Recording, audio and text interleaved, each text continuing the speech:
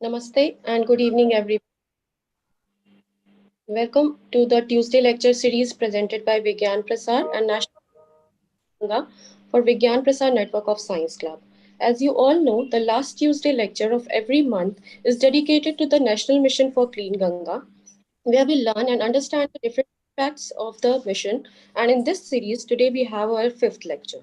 My name is Dr. Nidhi Srivastava, and I'm project scientist here at Vigyan Prasar and will be your moderator today. It's my privilege to welcome the distinguished panelist of today's session, Professor Ravindra Kumar Sinha, Vice Chancellor, Sri Mata Vaishno Devi University, Katra, Sri Rajiv Ranjan Mishra, Director General, National Mission for Clean Ganga, Shri Brijesh Sikka and Dr. Sandeep Behra, Consultant Biodiversity, NMCG, Shri Piyush Gupta, Assistant Real-Time Information Specialist, Dr. Nakul Parashar, Dr. Vigyan Prasad, Dr. B.K. Tyagi and Dr. Arvind C. Ranade, Vigyan Prasad, and National Coordinator of WIP, respectively.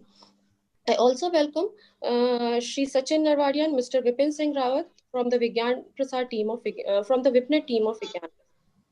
I welcome all the club members and the viewers who have joined us for this session today. Thank you for giving time to us.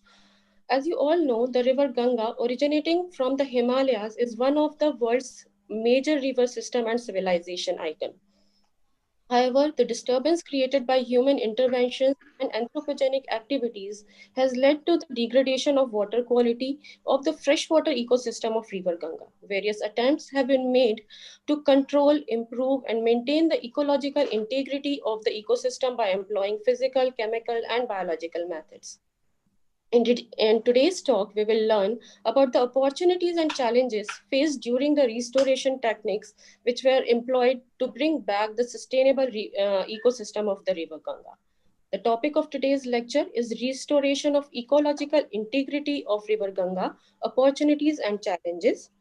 And today's expert is Professor Ravindra Kumar Sinha, Vice Chancellor, Sri Mata Vaishno Devi University, Katra, Jammu and Kashmir. The talk will be, as usual, of 30 to 40 minutes, followed by an interaction session. The viewers can type their questions in the comment section of the YouTube box. And once the session will be over, I will take your question, and our expert Ravindra sir will answer your queries. To begin with, I would like to invite our director, Dr. Nakul Parashar sir, for the welcome remarks. Nakul sir, please. Sure. नमस्कार परम आदरणीय Padmashri professor Ravindra Kumar Sinha साहब, श्री राजीव रंजन मिश्रा जी, तमाम और गणमान्य व्यक्ति, मेरे सहयोगी एवं परम मित्र डॉक्टर B.K. त्यागी एवं डॉक्टर अरविंद रानाडे, साथ में उनकी टीम डॉक्टर निधि श्रीवास्तव और विपिन रावत, आप सभी का आज के इस विपनेट क्लब की मंगलवार की लेक्चर सीरीज में आप सबका स्वागत, अभिनंदन। और विशेषकर प्रोफेसर सिन्हा साहब को मैं धन्यवाद देना चाहता हूं कि आपने हमारा आमंत्रण स्वीकार किया और अपने बहुत बिजी शेड्यूल में आपने हमारे लिए समय निकाला। और आज आपके अभिभाषण से हम सब, मुझे अवश्य ये विश्वास है कि हम सब अभिभूत होंगे, बहुत सारी जानकारी मिलेगी, क्योंकि आप ना सिर्फ पूरे विश्व के लिए डॉल्फिन मैन ऑफ इंडिया हैं, बल्कि मेरा जितना छोटा सा परिचय आपके साथ विगत 4-5 महीनों में हुआ है, उससे ऐसा लगता है कि आप संपूर्ण गागर में सागर हैं।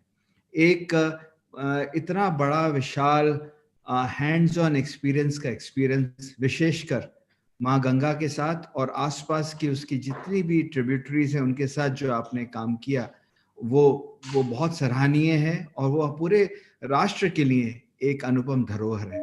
यह हमारा सौभाग्य है और हम अपने आप को बड़ा कृतार्थ मानते हैं कि आज आपने हमारे लिए समय निकाला और आज आप हमारे इस विपनेट क्लब की श्रृंखला में आज आपका सहयोग होगा।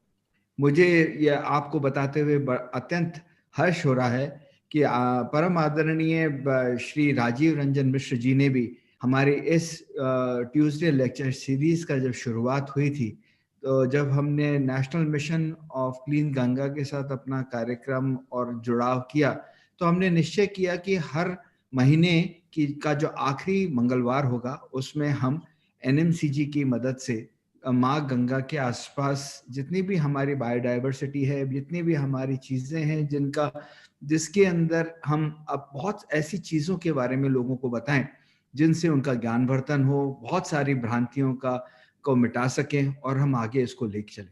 मैं बार बार अभिभूत हूं इस बात से कि आज आप हमारे बीच हैं और हमारा आपके आने से इस विपनेट ट्यूसडे लेक्चर सीरीज का जो मान बढ़ेगा और जो ज्ञान हमारे विपनेट के लोगों को मिलेगा वो अभूतपूर्व होगा, अद्वितीय होगा। मैं जानता हूं और मैं चाहता हूं कि मैं बहुत कुछ कहूं, किंतु विवशता इस बात की है कि हम सब, मैं ही नहीं, हम सब, अब मुझे विश्वास है कि मेरे सहयोगी डॉक्टर अरविंद रानाडे, डॉक्टर निधि श्रीवास्तव, सब इस वक्त सब उत्साहित हैं कि मैं जितना कम बोलूं उतना अच्छा है, ताकि हम आपको सुन सकें। आपके सुनने के लिए हम सब उत्सुक हैं सर। और पुनः आपका इस लेक्चर सीरीज में सारे विज्ञान प्रसार की तरफ से और विपनेट की तरफ से पूरे विश्व भर में हमारे 2400 क्लब्स से ज्यादा आपके भाषण को सुनने के लिए इस वक्त उत्सुक हैं। और मैं चाहूंगा कि डॉक्टर निधि श्रीवास्तव आप कार्यक्रम को आगे लेके चलें, और डॉक्टर अरविंद रानाडे से मेरा अनुग्रह रहेगा कि वो आज के हमारे इस अभूतपूर्व शख्सियत प्रोफेसर पद्मश्री प्रोफेसर रविंद्र कुमार सिन्हा जी का परिचय दें और हम सबको उनके बारे में बताएं। हालांकि वो किसी परिचय के मोहताज नहीं है, बल्कि उनका व्यक्तित्व अपने आप में पूरा गंगा के लिए जिस तरह से उन्होंने काम किया। और आज का विषय बहुत ही सामयिक है, गंगा नदी की पारिस्थितिक अखंडता का पुनरुद्धार, अवसर और चुनौतियां। मेरे ख्याल से हम सब उससे लाभान्वित होंगे। और इन शब्दों से मैं आप सबसे यहाँ पे अपनी वाणी को विराम दूंगा और आग्रह करूंगा डॉक्टर निधि से कि इसको आगे लेके चलें। आपका बहुत बहुत धन्यवाद सर। और हमेशा आपसे बात करके और आपका भाषण सुन के बहुत अच्छा लगता है, बहुत नई जानकारी इकट्ठी होती है। मुझे अच्छे से याद है, मैं अपने आप को रोक नहीं पा रहा हूँ और बार बार कहता हूँ कि बात को यहाँ विराम दूंगा, पर इसलिए बात आगे बढ़ जाती है क्योंकि जब बात हो गंगा की, और खासकर जब हम सब बैठ के चर्चा कर रहे थे और उसमें पीयूष जी भी साथ में थे और हमने अविरल गंगा और निर्मल गंगा की बात करी, तो मेरे को जो मन को जो बात छू गई, सबसे बड़ी बात ये थी कि जब तक गंगा अविरल नहीं होगी, जब तक फ्लो नहीं होगा, जब तक जल नहीं होगा, तो वो नदी का स्वरूप कैसे रहेगा। तो इन सब बहुत सारी बातों के बारे में मुझे विश्वास है कि आप उन सब बातों को भी दोबारा लेके आएंगे, क्योंकि वो जब बात मेरे जैसे एक आम आदमी को छू सकती है तो इतने लाखों लोग जो इससे जुड़े हैं उनको उससे लाभ मिलेगा। सर आपका पुनः स्वागत, और डॉक्टर निधि श्रीवास्तव आगे लेके चलने आपका बहुत बहुत धन्यवाद। So much sir for your kind words. Now I request Arvind sir to please welcome our VIPNET clubs and distinguished speaker Professor Ravindra Kumar Singh. Namaskar. Good afternoon to all our science club members across the country. Today's panel is full of all, I would say, the galaxy of the people who really doesn't need any kind of an introduction. I can only say that the initiative that we have taken up for our so active club across the country, जिसमें आप सब जानते ही हैं कि हमारा जो अथक प्रयास है कि आपके बीच में विज्ञान के जानकार जो बहुत सारी विशेष जानकारियों के साथ हमारा ज्ञानवर्धन करते हैं, ऐसे अलग अलग विशेषज्ञों को लेके हम इस सीरीज में आते हैं। और इस विपनेट व्याख्यान श्रृंखला का कोऑर्डिनेशन के लिए मुझे गर्व भी होता है और खुशी भी होती है। अर्थात इसके लिए हमारे निदेशक महोदय, मेरे सहयोगी और प्रोफेसर आर.के. सिन्हा जी जैसे, जो कि एक उच्चतम श्रेणी के जानकार विशेषज्ञ हैं। और जैसे हमारे निदेशक महोदय जी ने कहा कि every last week of the month is dedicated with the national Clean Ganga Mission, and of course Piyush Gupta ji leads the team from NMCG. And I also feel that today is really a special day when we see the special invitee like Dr. Sandeep Behra ji, Tyagi ji is also here. I can only say so because the time is too short. I only say on behalf of the of VIPNET and Vigyan Prasar that We are very thankful for your precious time with so much of busy schedule. And today's job of introducing the speaker, I will certainly would like my Dr. Jagi will do the needful, because he has been very closely associated with you, and in fact this topic is so close to his heart. So I think आज के special परिचय के लिए आज हमारे त्यागी जी हमारे बीच में हैं. तो मैं इतना ही कहूंगा कि पीयूष जी, आपके इस कार्यक्रम और इस सफलता का राज यही है कि आप हमारे लिए हमेशा नए नए वक्ता और नए नए स्पीकर्स लेके आते हैं, जिसकी वजह से हमारे सभी क्लब बहुत ही खुश हैं. और मैं ये जरूर कहना चाहता हूँ पूरी क्लब परिवार की तरफ से कि आपका ये प्रयास हमारे लिए भी बहुत महत्वपूर्ण है, और हम ऐसे ही काम आगे बढ़ाते रहेंगे. और इसी के लिए सबको धन्यवाद देते हुए over to doctor Nidhi Shrivastava. Thank you so much, sir. Now I request sir to please introduce our today's speaker. Thank you, Nidhi. And today is our Nidhi's birthday, so I would like to wish him his birthday wishes on behalf of all the panelists and the family of Vigyan Prasad. And it's really a great honor and a privilege for giving me this opportunity to introduce such a great man who is popularly known as the Dolphin Man of the India, because Professor Dr. Ravindra Kumar Sinha, we call him R.K. Sinha ji, is currently working as a Vice Chancellor of Shri Mata Vaishno Devi University, Katra, Jammu, and he is internationally acclaimed scientist and a nature lover, and working for the nature conservation. And he has served as a faculty member in Patna University for more than 41 years. And since then, I think we were known to each other through Science and Society work. A NGO is working in Bihar for taking science to the people. And he was a visiting professor at Wordsworth Center of Health and State University of New York at Albany, New York, USA in 2013. And he was also appointed as an expert member of National Ganga River Basin Authority under the chairmanship of Prime Minister of India for 5 years. That was from 2009 to 2014. And at the initiative of Professor Sinha, the Prime Minister of India declared the Ganga River dolphin as a national aquatic animal of India in the first meeting of the NGRBA on 5th, associated with the Ganga Action Plan of Government of India since its inception, that was in 1985.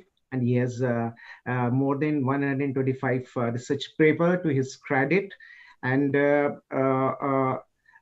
which has been published or presented in a reputed national and international scientific journal.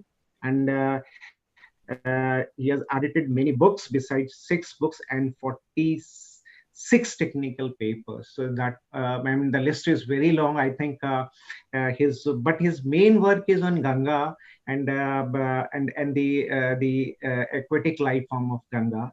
And Professor Sinha was awarded the country's most excellent order of Golden Ark of the Netherlands in 1999 for his research work on conservation efforts to save Ganga, the dolphin in particular, and Ganga biodiversity in general. And he was awarded the Golden Jubilee Award of the National Academy of Sciences, India in 2000, and Padam Shri by the President of India in 2016, as it was popularly known as the Dolphin Man of India. So, sir, you're welcome, and please, now the dais is yours.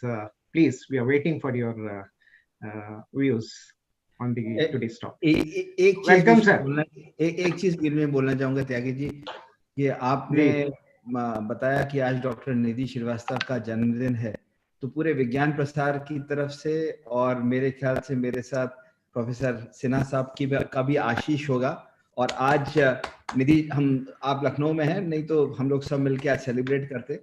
आज हमने 10वां national science film festival, जो कि आपके boss doctor Arvind Ranade ने शुरू किया था आज से कुछ साल पहले, उसका 10वां एडिशन किया.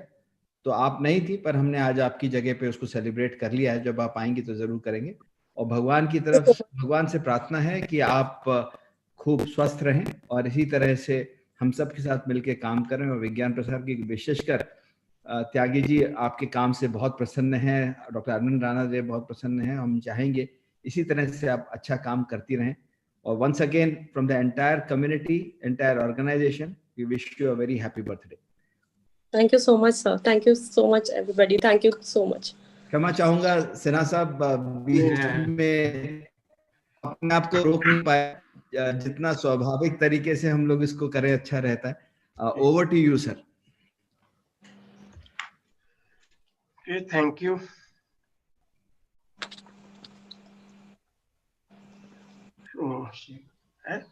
हाँ, कर लीजिए।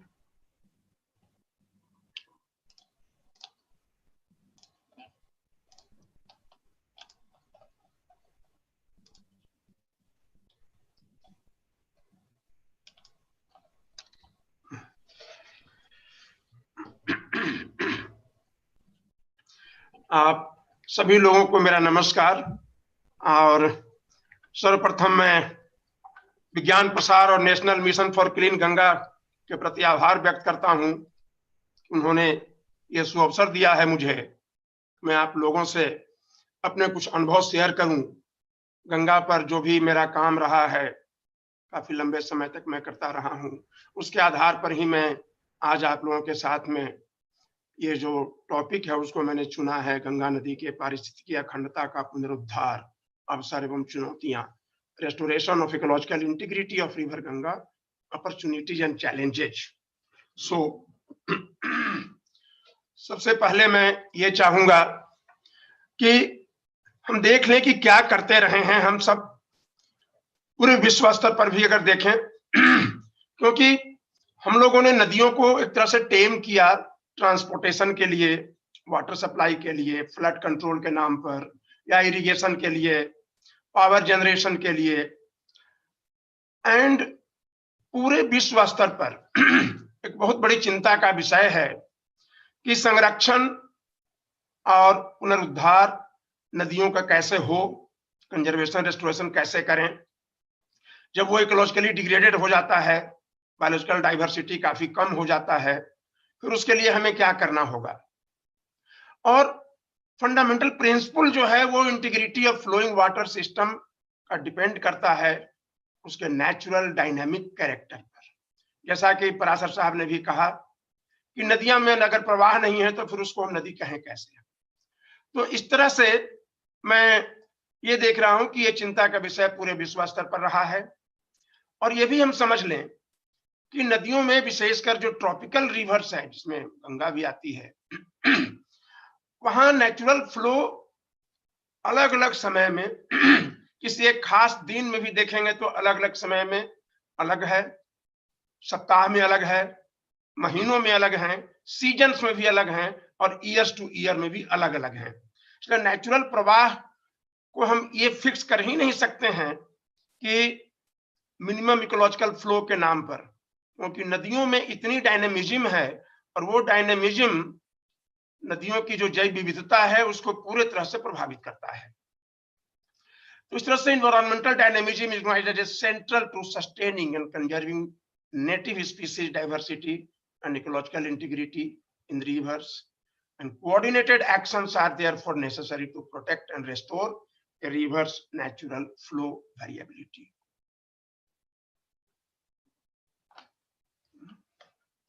क्या होगा? अब नेक्स्ट में मैं आता हूं कि पहले ये मैं अपने जितने भी साथी सहभागी आज सुन रहे हैं कि इकोलॉजिकल रेस्टोरेशन दरअसल है क्या। उसके पहले मैं ये बता दूं कि इकोलॉजिकल रेस्टोरेशन और कंजर्वेशन में फर्क है। कंजर्वेशन जहां ये कहता है कि जितना लॉस हो गया सो हो गया, अब आगे ना हो, इसकी व्यवस्था करें। इकोलॉजिकल रेस्टोरेशन फोकस करता है कि हम रिपेयर करें जो भी हमारे कुकृत्यों के कारण मानव जनित जितने भी हमने प्रॉब्लम किया है नदियों के साथ में, उसको कितना हद तक हम रिटर्न कर सकते हैं, कितने लौटा सकते हैं, और अनऑल्टर्ड बाय ह्यूमन एक्टिविटीज के चलते जो था उस समय तक क्या पहुंच सकते हैं। हालांकि ये 100% संभव नहीं है, मैं आगे बताऊंगा कि क्यों नहीं संभव है, लेकिन जितना हद तक हम कर सकते हैं उसको रेस्टोर, पुनरुद्धार जहां तक कर सकते हैं, तो केवल कंजर्वेशन नहीं करना है, हमें उसके ओरिजिनल स्वरूप के लिए प्रयास करते रहना है। और एक क्रिटिकल स्टेप जो रेस्टोरेशन में है वो यहीं पर आता है कि हमारा रियलिस्टिक गोल क्या है। रियलिस्टिक गोल जब हम कोई टारगेट फिक्स करते हैं उसमें हमें कंसीडर करना पड़ेगा ecological, social, legal, economic conditions. क्योंकि जब भी हम कहीं आते हैं, रेस्टोर करने की बात करते हैं, सोशल एंगल भी आ जाता है, कानून आड़े आता है कई जगह पर, और आर्थिक स्थिति, इन सबको हमें समझना होगा और सामंजस्य करना होगा, तभी हम इकोलॉजिकल रेस्टोरेशन की बात कर सकते हैं।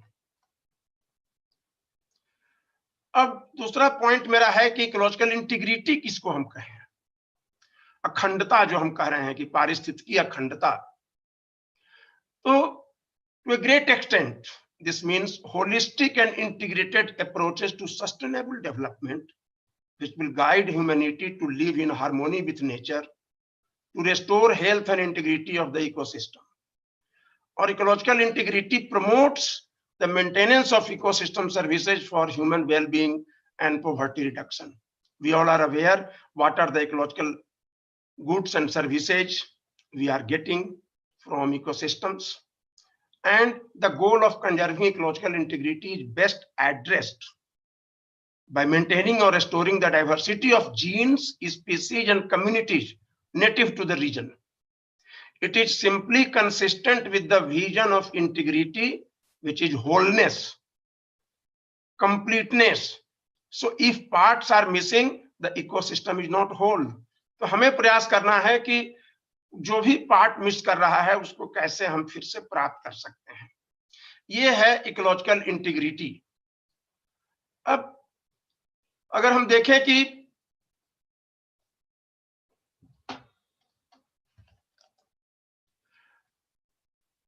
देखिए गंगा हमारे संस्कृति से जुड़ी हुई, हम सभी जानते हैं, हमारी सभ्यता की पालना रही है, और उस संस्कृति में हमारे आदिम काल से ही काफी कुछ कहा गया है कि गंगा का क्वालिटी क्या है, कैसा है। तो शायद समय ज्यादा लग जाएगा, अदरवाइज मैं संस्कृत और इंग्लिश दोनों पढ़ देता, लेकिन मैं इतना ही कह दे रहा हूं कि गंगा के क्वालिटीज जो हैं उसमें कहा जाता है कि इसमें कूलनेस है, स्वीटनेस है, ट्रांसपेरेंसी है, टॉनिक प्रॉपर्टी है, होलसमनेस है, पोर्टेबिलिटी है, पीने लायक है, और एविल्स को रिमूव करने लायक है। और गंगा के पानी में एबिलिटी है कि वो रिसस्टेट from swoon caused by dehydration, digestive property and ability to return wisdom. अब देखें कि जब गंगा को हम पॉल्यूशन मुक्त चाहते हैं कि कभी किसी तरह का उसमें प्रदूषण ना हो, तो हमारे पुराणों में, ब्रह्मानंद पुराण में कहा गया है कि क्या क्या ना करें।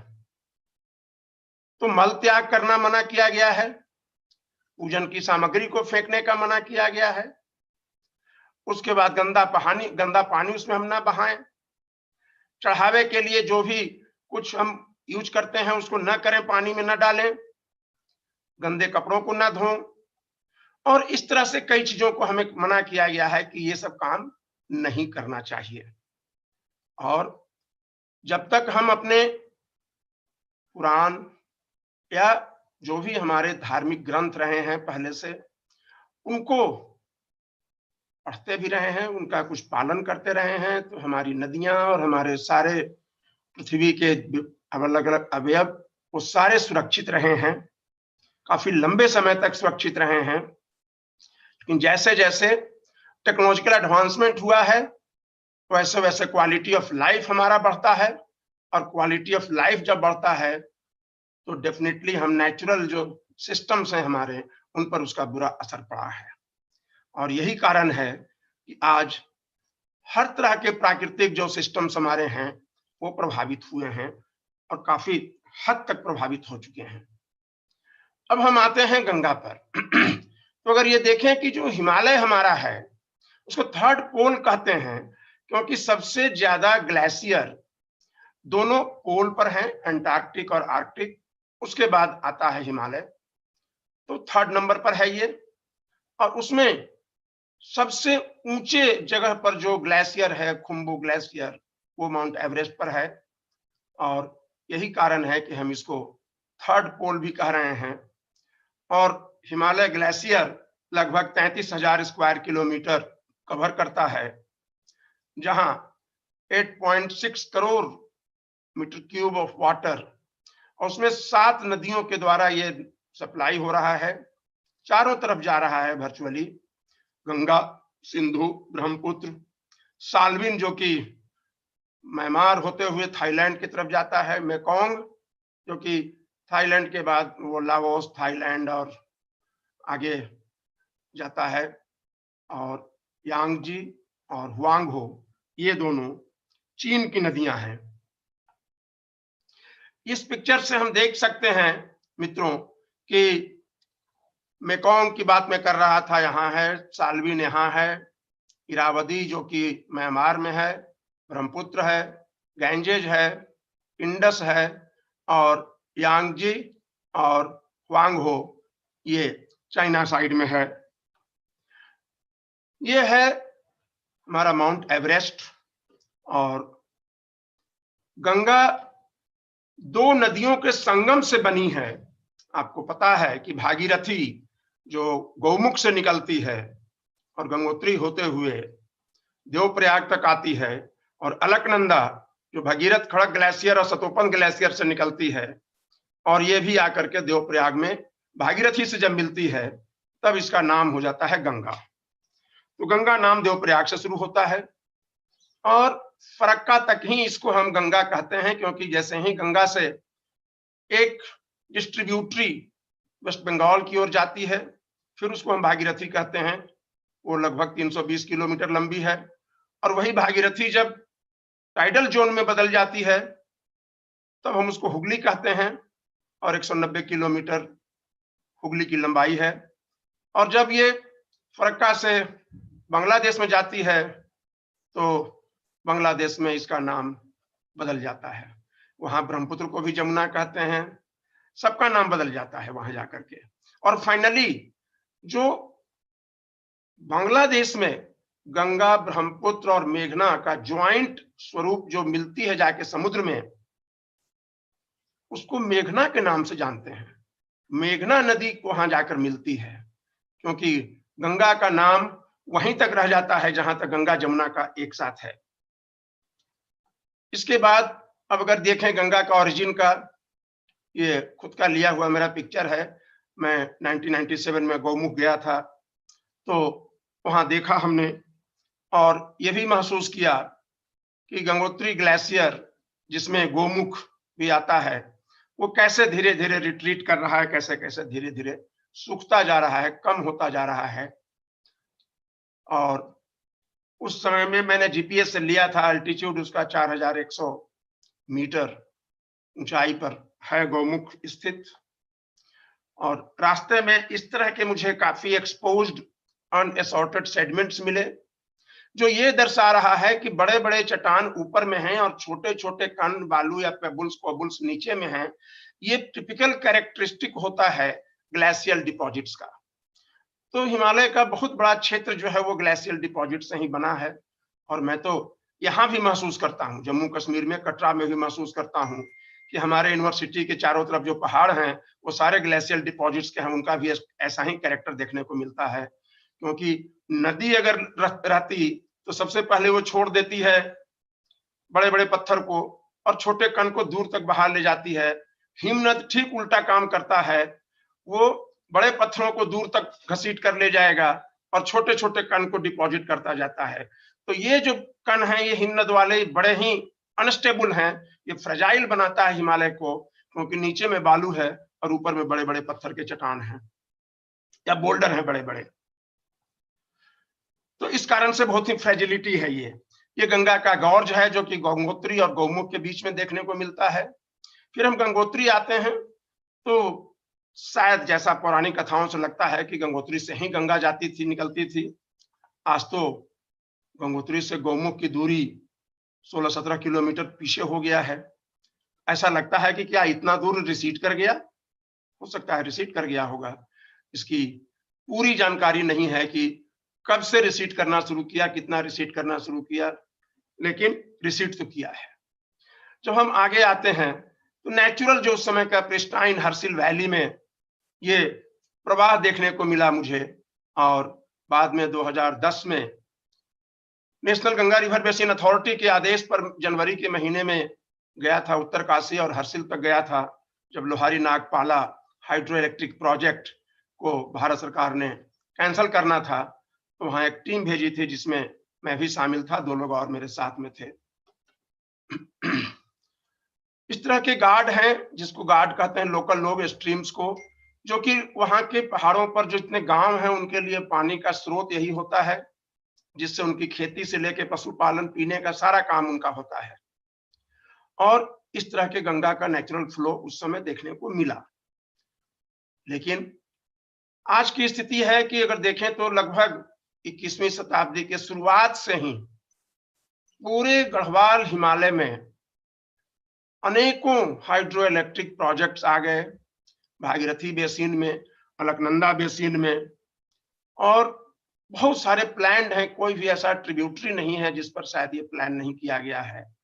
तो गंगा की स्थिति ये हो गई है कि ऐसा फ्लो का इंटरप्शन हुआ है जहां प्रवाह कहीं दिखता नहीं है। या फिर उत्तरकाशी के पास में जो देखा मैंने 2010 में, उसको मैं दिखा रहा हूं कि गंगा या तो सूखी हुई है या एक लेक नुमा है। आप जिस फोटोग्राफ को भी देखें लगता है बिल्कुल सूखा हुआ है, यहाँ बहुत कम है, यहाँ भी लेक जैसा है, यहाँ भी लेक जैसा है। तो जो एक नदी का स्वरूप मन में आता है वो नहीं दिख रहा था। पूरे के पूरे लग रहा था कि नदियां समाप्त सी हो गई हैं। ये तो केवल उत्तरकाशी की बात मैं कर रहा हूं, हर जगह लगभग वही स्थिति हुई है। यहाँ अगर हम देखें तो ये टिहरी डैम का प्रभाव आगे 45 किलोमीटर तक वो बड़ा सा एक लेक जैसा बन गया है पूरा, और नदी का स्वरूप ही खत्म हो गया है। ये है देवप्रयाग जगह जहां इधर से भागीरथी आकर मिलती है और दूसरे तरफ से अलकनंदा आती है। अलकनंदा आती है बद्रीनाथ के साइड से, और तब यहाँ ये नदी गंगा नाम से जानी जाती है। और फिर वहां से लगभग 50 किलोमीटर नीचे आने के बाद ऋषिकेश में ये गंगा का रूप है। और जैसे ही हरिद्वार में गंगा आती है कि आप सबको पता है कि भीमगौड़ा बैराज, गंगा को बांध करके पानी को डाइवर्ट कर दिया गया है पश्चिमी गंगा कैनाल में, और लगभग 95% से कुछ ज्यादा ही पानी डाइवर्ट किया गया है कैनाल में। इसलिए भीमगौड़ा बैराज के नीचे दिसंबर के महीने में जब मैं गया तो मैं गंगा पार करने के लिए जूते नहीं उतारने पड़े और मैं पार कर गया। पानी कहीं दिख नहीं रहा था, बोल्डर के नीचे से कुछ ट्रिकल कर रहा था नदी का पानी, और फिर इसी नहर का पानी कंखल के पास जाकर के थोड़ा वापस फिर गंगा में डाला जाता है, तो गंगा में प्रवाह देखने को मिलता है। और मैं अपनी यात्रा शुरू कर रहा था, हरिद्वार से गंगा सागर तक की यात्रा। छोटी सी नाव लेकर गया था मैं, वो नाव वहां पत्थर पर पड़े थे, उनको फिर किसी तरह से वहां चैनल बनाया, बोल्डर फेंक फेंक करके 2 दिनों तक पूरी टीम के लोग, तो थोड़ा पानी आया जिससे हम चलते फ्लोट कर सके। ये स्थिति हरिद्वार में ही गंगा की हो गई है। और जैसा मैंने कहा कि 95% से अधिक पानी गंगा का डाइवर्ट कर दिया जाता है वेस्टर्न गंगा कैनाल में। अब ये देखें कि ग्रेडियंट तो स्वाभाविक है कि ग्रेडियंट तो जैसे जैसे हम नीचे आते हैं घटता जाता है। ऑलमोस्ट फ्लैट हो जाती है नदी इलाहाबाद के बाद, क्योंकि आपको पता है कि इलाहाबाद में अगर आप गंगा को देखें तो शायद गंगा पानीदार दिखती ही नहीं है। वो जमुना के पानी से पानी वाली होती है, वहां पानीदार होती है। और जमुना तो खुद ही दिल्ली में कुछ नहीं है उसका स्वरूप, तो शायद चंबल का पानी और उसकी सहायक नदियों के पानी से जमुना पानीदार होती है और जमुना के पानी से फिर गंगा पानीदार होती है इलाहाबाद में, तो फिर वहां पर लगता है कि कुछ नदी का स्वरूप है। और यही कारण है कि चूंकि भीमगौड़ा बैराज के बाद बिजनौर में लगभग 100 किलोमीटर के बाद मध्य गंगा बैराज है, वहां से 169 किलोमीटर के बाद नरोरा बैराज है, फिर कानपुर में बैराज है। तो नरोरा से इलाहाबाद तक तो ऐसा प्रतीत होता है कि गंगा में ज्यादा पानी या तो शहरों के गंदा पानी है या उसमें मुश्किल से 25% 30% फ्रेश वाटर का कंट्रीब्यूशन है। तो ये स्थिति गंगा के स्वरूप का हो जाता है। और ये मैं जो बेसिन की बात कर रहा था गंगा का और ये ब्रह्मपुत्र का और यहाँ ये मेघना का, तो फिर ये मेघना नाम से इधर आती है ये। लेकिन गंगा ब्रह्मपुत्र मेघना बेसिन पूरे पृथ्वी का लगभग 0.12% अर्थ सरफेस है, जहां 10% से दुनिया की 10% से ज्यादा आबादी उसमें रहती है, उस लैंड मास में जिसका क्षेत्रफल पूरे अर्थ का 0.12% है। तो आप समझ सकते हैं कि कितना बड़ा प्रेशर, ह्यूमन प्रेशर है गंगा ब्रह्मपुत्र मेघना बेसिन में। अब बेसिन का जब हम कैरेक्टर देखते हैं तो इस पर बहुत ज्यादा चर्चा नहीं करेंगे क्योंकि आप सब लोगों को बहुत कुछ जानकारी इसकी होगी। मैं ये दिखा देना चाहता हूं कि किस तरह से ये गंगा ब्रेडेड और मियांडरिंग और बिल्कुल लगता है जैसे सूख सी गई है। या शारदा नदी हम बैराज की बात करें या फिर कानपुर के पास में बात करें तो गंगा का ये स्थिति हो जाता है। और वाराणसी में भी अभी तो पानी बहुत ही कम हो गया है। और एक तरफ फिर जब देखें कि लैटरल कनेक्टिविटी कैसे गंगा जब फ्लडेड होती है, ये 21 अगस्त 2016 का फोटोग्राफ मैंने लिया था पटना में। गंगा की दूसरी किनारा जल्दी दिखती नहीं है कहीं, और पूरे गंगा नदी में एवरेज एनुअल सस्पेंडेड लोड जो है वो 1451 मिलियन टन या 1518 टन पर किलोमीटर स्क्वायर के हिसाब से। कोसी उससे ज्यादा लाती है क्योंकि कोसी सेकंड लार्जेस्ट कैरियर है सेडिमेंट की। कारण यह है कि माउंट एवरेस्ट भी कोसी बेसिन में आता है और ग्रेडियंट इतना हाई है कि वहां से इरोजन के कारण बहुत ज्यादा सेडिमेंट्स आते हैं कोसी में। और उसका नतीजा ये होता है कि इतने इरोजन हुए हैं, यू कैन इमेजिन कि पूरे के पूरे गांव इरोडेड हो गई है पटना के पास में या दानापुर में। और ये बीच का पिलर और कुछ नहीं है, किसी के आंगन में कुआं था वो दिख रहा है। और जब वेस्ट बंगाल, चूंकि मैंने छोटी सी नाव से पूरे गंगा की यात्रा किया है, कई सेक्शन को कई बार रिपीट किया है, तो मैंने अलग अलग समय में देखा है कि क्या स्थिति गंगा अलग अलग जगहों पर करती है। और फ्लड प्लेन्स में, क्योंकि फ्लड प्लेन्स गंगा बहुत बड़ा फ्लड प्लेन क्रिएट करती है, स्पेशली बिहार में। अगर आप देखें पटना के पास में गंगा की चौड़ाई 10 किलोमीटर है, और अगर भागलपुर के साइड में देखते हैं मुंगेर भागलपुर के बीच में, तो कहीं कहीं 20 किलोमीटर तक चौड़ाई दिखता है, जहां की खेती भी होता है।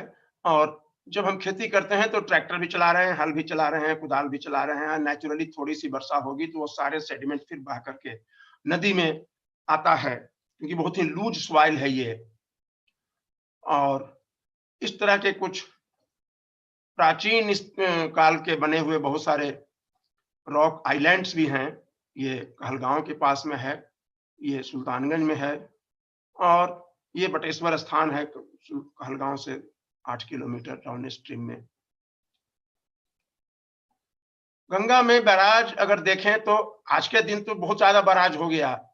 पहले तो शुरू में केवल मनेरी, 90 के दशक में मनेरी में था, टिहरी में बना था, टिहरी भी बाद में ही आकर के पूरा कंप्लीट हुआ है। फिर ऋषिकेश के पास चिला में और भीमगौड़ा, बाद में मैंने बताया कि middle Ganga barrage, lower Ganga barrage, Kanpur barrage और फरक्का बैराज। फरक्का बैराज भी कमीशन हुआ है 1975 में। तो टोटल अगर कैनाल की लंबाई हम देखें तो 13,680 किलोमीटर ये लंबाई कैनाल की रही है। और लीन सीजन में 90 to 100% वाटर जो है डाइवर्ट हो रहा है। नरोरा में भी 95% पानी डाइवर्ट हो रहा है।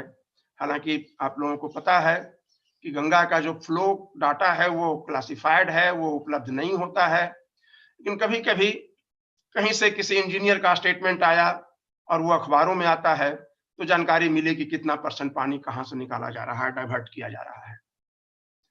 ये सारे सहायक नदियां हैं जो इतना देती हैं पानी, क्या लंबाई है इनकी, इस तरह से इसको मैंने दिया है। ये मैं दिखा रहा हूं फरक्का का फोटोग्राफ 1991 का, यानी कि कमीशन होने के 16 साल बाद। आप इस पिक्चर में देखें, पीछे में पूरा फरक्का बराज दिख रहा है, 2.54 किलोमीटर लंबी बराज है ये। और चूंकि ट्रैप हुआ सेडिमेंट बहुत ज्यादा, न्यूट्रिएंट भी काफी बढ़ा, तो फिलामेंटस अल्गी इतना ज्यादा पूरे पॉन्डेज एरिया में भर गया था। यहाँ मैं आपकी जानकारी के लिए बता दूं कि अगर बैराज है तो barrage is for diversion and dam is for storage. तो बैराज के सामने जो पानी जमा होता है उसको हम पॉन्डेज कहते हैं, और डैम के पीछे जो पानी जमा होता है उसको हम रिजर्वायर कहते हैं। इसलिए मैं पॉन्डेज वर्ड यूज कर रहा हूं। इस पूरे पॉन्डेज में पूरे फिलामेंटस अल्गी भरे हुए थे। मेरी छोटी सी लकड़ी की नाव भी इस पर से नहीं क्रॉस कर सकती थी। अंडर वाटर इस तरह का ग्रोथ आप देख सकते हैं कि बिल्कुल बॉटम से लेकर के ऊपर तक। और ये फरक्का फीडर कैनाल है जो 36 किलोमीटर लंबी ये कैनाल है जो गंगा के पानी को भागीरथी में डालती है।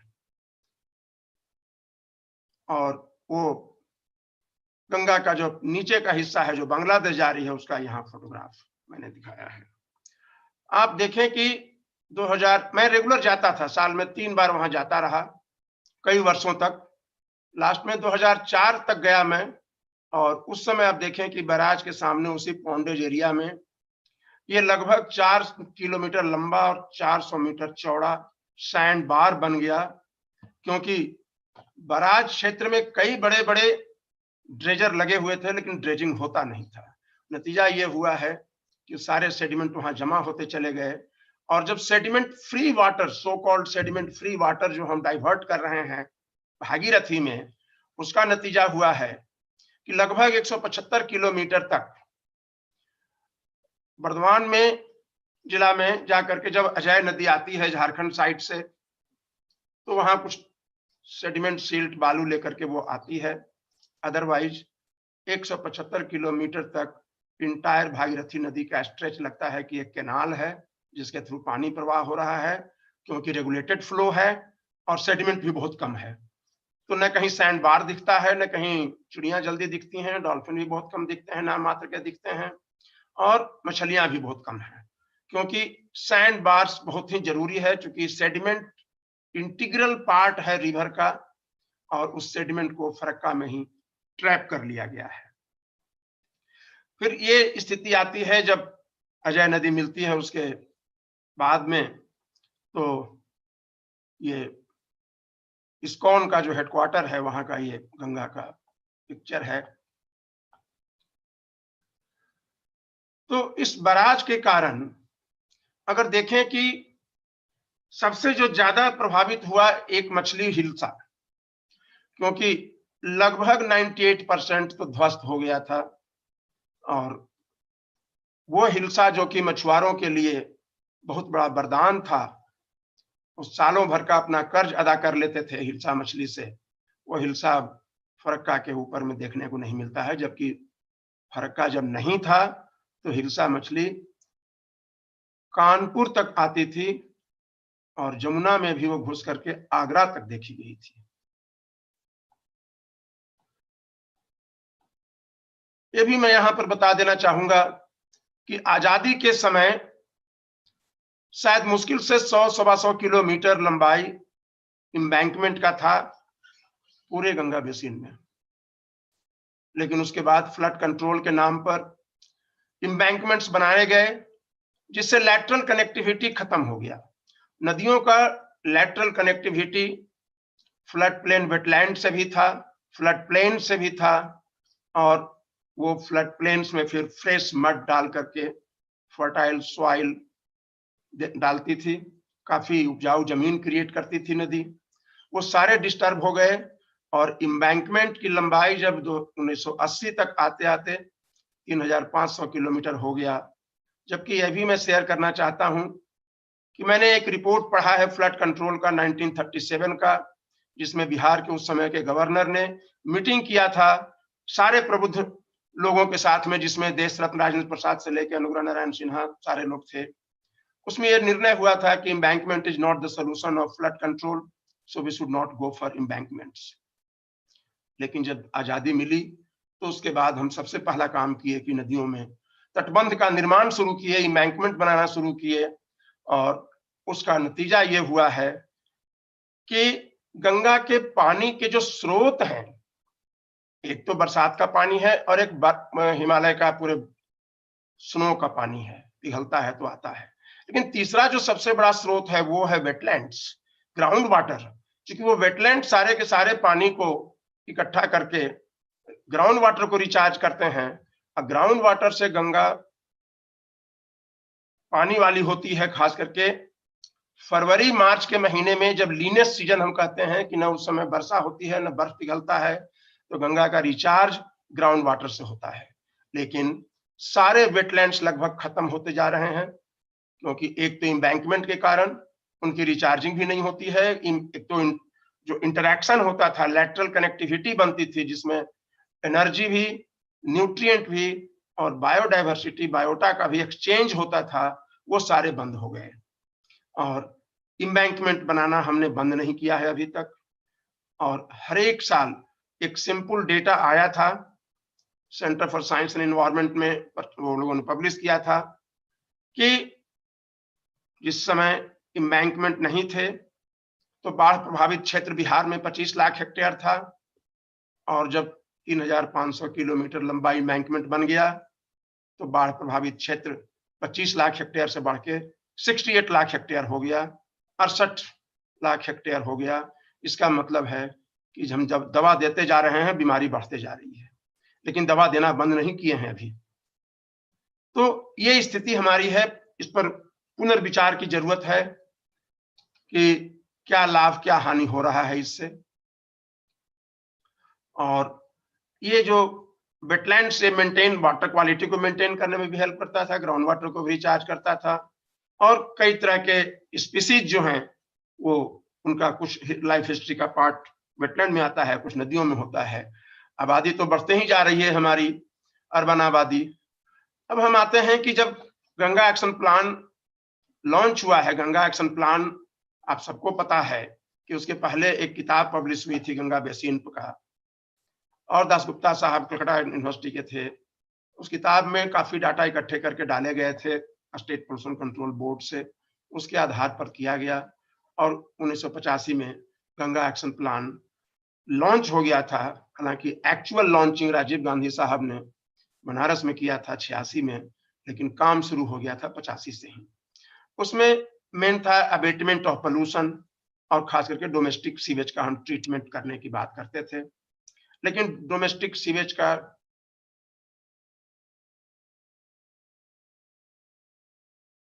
अगर आप देखें कि 1046 मिलीलीटर पर डे ये गैप है ट्रीटमेंट कैपेसिटी में बिहार में। उसी तरह से 2097 ये है यूपी में, 220 mld है उत्तराखंड का। ये लेटेस्ट जो पब्लिश हुआ है डेटा में वहीं से लिया हूं। बंगाल का भी 2694 mld का अभी गैप है। तो अभी तक पानी जा रहा है, ट्रीटमेंट की तो कैपेसिटी है, लेकिन एक्चुअली ट्रीटमेंट होता कितना है? क्योंकि पटना में भी मैंने देखा कि 6 बड़े बड़े नाला में एक भी नाला 100% टैप नहीं हुआ, वो पानी सालों भर जाता ही रहता है गंगा में। और ये तो गंगा एक्शन प्लान लॉन्च होने के कुछ ही दिन के बाद की स्थिति थी। और लेकिन हाँ, इतना जरूर मैं कहता हूं कि गंगा के वाटर क्वालिटी में इंप्रूवमेंट तो हुआ था गंगा एक्शन प्लान लॉन्च होने के बाद से। और लगभग कानपुर को अगर छोड़ दे तो खास करके अगर डिजॉल्व ऑक्सीजन, बीओडी की चर्चा करें तो ये 2 पैरामीटर तो ऐसे थे जो लगभग हर जगह पर परमिसिबल लिमिट के विदिन थे ये। हालांकि बैक्टीरिया का कभी तो लोड बहुत कम नहीं हुआ, क्योंकि ट्रीटमेंट के बाद भी ट्रीटेड वाटर जो हम गंगा में डालते हैं तो उसमें इस तरह का फेवरेबल कंडीशन है, न्यूट्रिएंट है और टेम्परेचर है कि वो फिर मल्टीप्लाई करके वहीं पहुंच जाता है। तो ये तो कभी अचीव हो नहीं सका बैक्टीरिया का जो लोड है। लेकिन इसके साथ साथ हम अगर पोल्यूशन की बात करें तो और भी कई चीजें, ये ऑयल रिफाइनरी का डिस्चार्ज उस समय जाता था, डेफिनेटली ये टैप हो गया, ये बंद हो गया है बरौनी में। लेकिन इस तरह की स्थिति कई बार देखने को मिला है। थर्मल पावर प्लांट का कभी जब डिस्चार्ज आ जाता है कहलगांव में गंगा में, तो कितने ग्रीज और कितने ऑयल इसमें आते हैं। फिर लगभग 1990s के शुरुआत से ही, 91-92 से ही टॉक्सिक पोल्यूटेंट्स का स्टडी करने लगे हम लोग मिल करके। तो देखा कि कई तरह के ऐसे टॉक्सिक पोल्यूटेंट्स आए हैं जिनके बारे में कहीं जानकारी भी नहीं थी।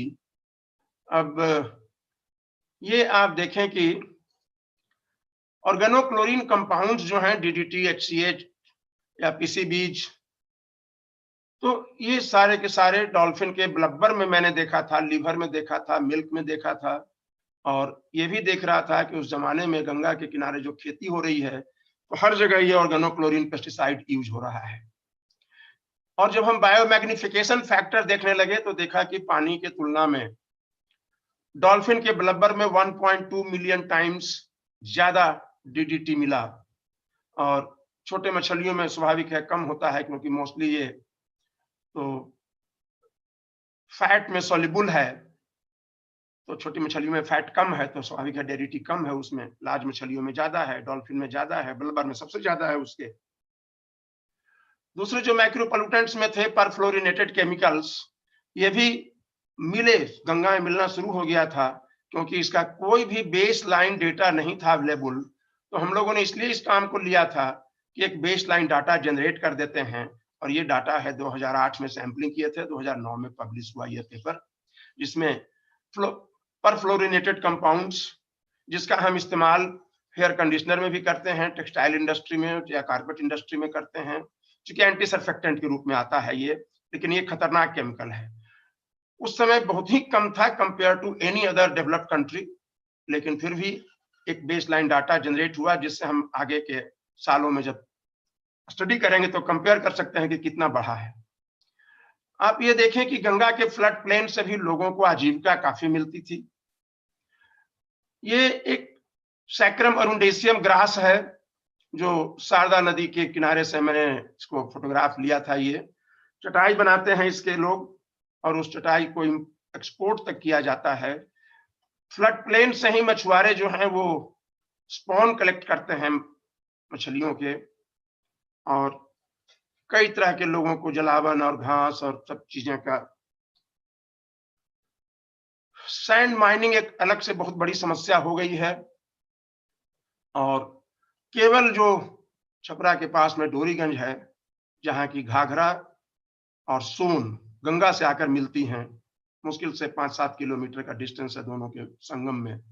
सोन आती है राइट बैंक पर, घाघरा आती है लेफ्ट बैंक पर, और यहाँ पर लिटरली मैंने काउंट किया था उस समय लगभग 1200 बोट, और हर बोट में कम से कम 2-3 ट्रक बालू लोड किए जा सकते थे। इतना सैंड माइनिंग केवल वहीं हो रहा था, जिसका नतीजा ये हुआ है कि गंगा की शिफ्टिंग में इसका भी एक बहुत बड़ा रोल आया है, जो गंगा शिफ्ट कर गई है अपने कोर्स से, क्योंकि बालू का निकासी इतना ज्यादा डिमांड बढ़ा 90 के बाद ही ये सारी स्थिति बनी है।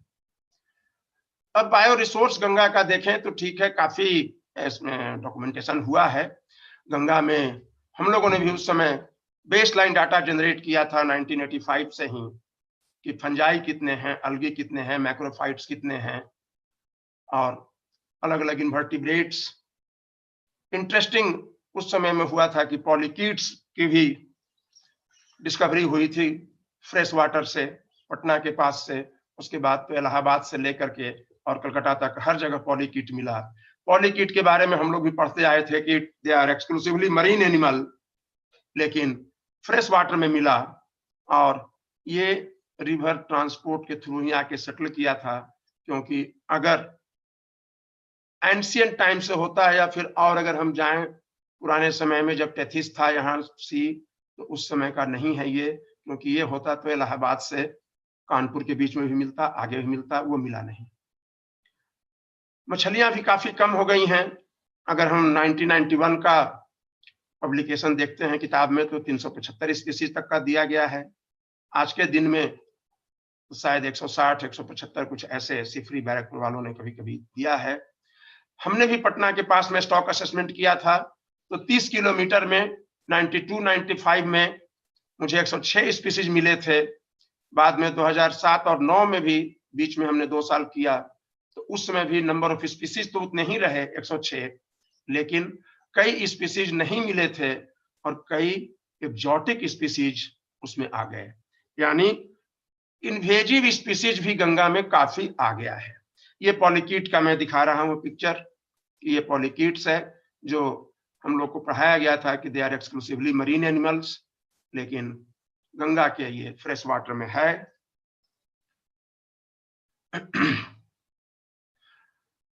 इस तरह के फिशेज अब देखने को बहुत कम मिल रहे हैं, जो कि बड़े साइज के हों, और फिश का भी कैच काफी डिक्लाइन किया है अगर कंपेयर करते हैं प्री फरक्का से और बाद में फरक्का के। और ये सब एक्जॉटिक स्पीसीज कुछ तो हमने लाया मछली पालन के लिए, जिसमें थाई मांगूर या चाइनीज ग्रास कार्प या कॉमन कार्प, तिलैपिया, इस तरह के। लेकिन कुछ ऐसे भी फिश आ गए हैं जो साउथ अमेरिकन फिश हैं, सेलफिन फिश, टेरिगोफ्लेक्सिस अनिस्टिस, जो कि एक्वेरियम ट्रेड के थ्रू आ गया है। फाइसा एक स्नेल है जो नॉर्थ अमेरिकन स्नेल है, और ये कभी भी 2000 के पहले बहुत कम मिला था, पहली बार उसी आसपास में मिला हम लोगों को, और काफी तेजी से बढ़ा है। अच्छी बात इतना ही है कि कोई ये डिजीज कैरियर नहीं है, नहीं तो कई बार एक्जॉटिक स्पीसीज बहुत सारे डिजीज कैरियर होते हैं। और ये आइकॉर्निया तो लैटिन अमेरिकन प्लांट्स ब्रिटिश लोग लेकर के आए थे और डाल दिए, तो हमारे पूरे नदियों में, तालाबों में, लेक्स में भर गए हैं। अब ये देखें कि बायो रिसोर्स, इतना बड़ा कम्युनिटी जो फिशरमैन का है, वो डिपेंडेंट तो उस पर रहे हैं, लेकिन उनकी आज आर्थिक हालत, माली हालत बहुत ही खराब हो गई है, क्योंकि काफी कम हो गया है फिश कैच। और अगर हम रेप्टाइल्स की बात करें, तो रेप्टाइल्स में भी टर्टल्स का भी बहुत शिकार हुआ है। कई बार प्रयास किए गए, गंगा एक्शन प्लान के शुरुआती में ही हुआ था, सारनाथ में 7 किलोमीटर में बनारस के पास में एक बनाया गया था इसके लिए प्रोटेक्टेड एरिया, लेकिन वहां भी नहीं बचाया जा सका है बहुत ज्यादा। और बहुत लार्ज स्केल पर टर्टल का स्मगलिंग यूपी से स्पेशली थ्रू बिहार, बंगाल जाता है, जहां से बांग्लादेश और चाइना तक जाता है, ये जानकारी मिली। डॉल्फिन की संख्या तो अलग अलग समय में अलग रहा है, लेकिन डेफिनेटली डॉल्फिन का शिकार काफी हो रहा था, वो डॉल्फिन का शिकार बचा है। यहाँ जो मैं दिखा रहा हूँ, ये देखें आप, फ्रेश वाटर टर्टल्स का ये सारे शिकार, उसके अंडे को भी लोग मारते थे, ये सब टर्टल मारने वाले लोग हैं।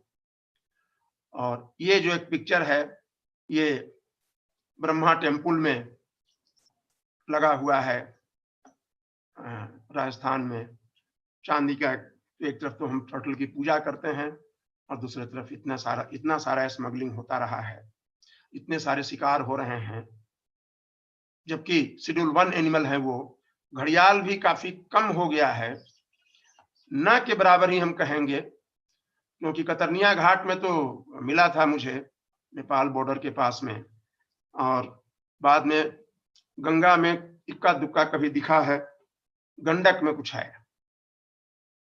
तो लेकिन फिर भी कहते हैं कि गंगा में इतना सारा बायो रिसोर्स है अभी भी बचा हुआ। ये ऑटर्स भी एक जगह पर हैं, लेकिन बहुत कम हो गया है। तो मित्रों, डॉल्फिन के विशेष रूप से काम किया हमने ज्यादा कुछ, लेकिन डॉल्फिन के काम के साथ साथ हम बायोडाइवर्सिटी और गंगा की वाटर क्वालिटी और उसकी पूरी एक इकोसिस्टम का समग्रता से स्टडी करने का प्रयास किया था।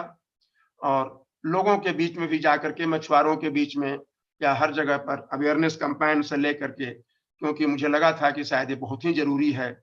और बाद में ऑल्टरनेटिव एक डॉल्फिन ऑयल का हम लोगों ने ढूंढा, जिसका कि काफी प्रचार प्रसार भी किया, और उसका नतीजा हुआ है कि किलिंग रेट में कमी तो आई है, खत्म नहीं हुआ है पूरे तरह से।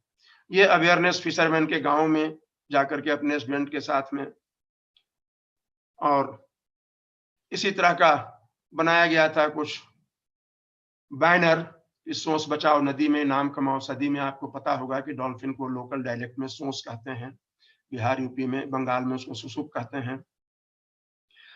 मित्रों, ये एक मैं जो स्लाइड दिखा रहा हूं, ये सम्राट अशोक के जमाने का दुनिया का सबसे पहला राज्यादेश है वाइल्ड लाइफ प्रोटेक्शन के लिए, कंजर्वेशन के लिए, और ये दुनिया का सबसे पहला है क्योंकि ये ईसा पूर्व 3री शताब्दी में ही इसको उन्होंने डिक्री को पास किया था, आदेश दिया था सम्राट अशोक ने, जिसमें गंगा डॉल्फिन की भी चर्चा है। और उस समय गंगा डॉल्फिन को गंगा पुताका कहा गया है, उस समय की भाषा में, जो पाली भाषा जो इस्तेमाल होता था उस समय। अब ये देखें कि अगर हम आते हैं फिर रेस्टोरेशन की बात पर, कि हमें अगर थियोरेटिकल कंसिडरेशन रखना है तो क्या रखना है, क्योंकि सबसे जो इंपॉर्टेंट चीज है कि हम कौन सा मास्टर वेरिएबल लें नदी के लिए। वो मास्टर वेरिएबल है जो कि रेगुलेट करता है सारी चीजों को, वो और डिस्ट्रीब्यूशन को भी रेगुलेट करता है स्पीसीज के, वो फ्लो ही है।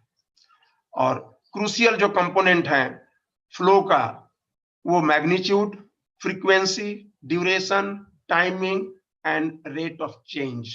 जैसा मैंने कहा कि एक दिन में भी कई बार चेंज होता है, हर महीने चेंज होता है, हर साल चेंज होता है। और जितने तरह के स्पीसीज चाहिए, हर स्पीसीज के लिए अलग अलग रिक्वायरमेंट है, जो नदियां नेचुरल कंडीशन में तो उसको फुलफिल करती हैं, लेकिन आज वो नहीं फुलफिल हो पा रहा है क्योंकि प्रवाह में बहुत कमी आया है।